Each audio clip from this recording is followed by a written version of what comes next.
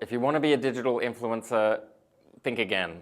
I think that if that's your goal in life is just digital influence, then you're not anchoring it in some other idea or some other passion. And so I think you've got to go to the basics first and then think about how that can become influential online. You develop a Twitter methodology by tweeting. It's only after a while that you realize what works and what doesn't work.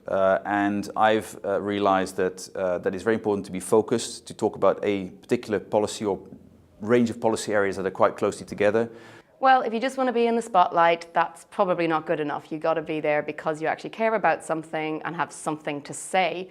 Otherwise, you're just making up bad jokes. And some bad jokes are great jokes. So I guess my number one tip is be sincere, but occasionally be funny.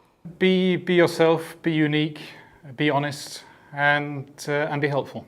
And I would add, do not be shy to defend Europe. Because there is a silent majority that do not want this, well, marvelous project to collapse.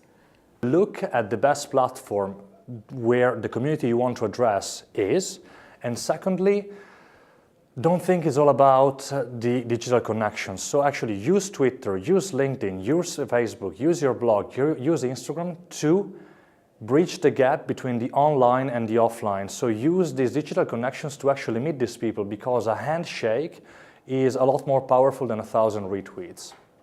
Success, that's an interesting question, isn't it? I think one of the key things about being on the top 20 list is simply linking in with those who are already on it and becoming part of the conversations that are happening here. But also not being afraid to bring in new material, to bring in stuff that maybe other people haven't looked at, to call attention to some of those voices that aren't heard enough in the bubble. And we do call it a bubble because that's the way it unfortunately sometimes ends up being.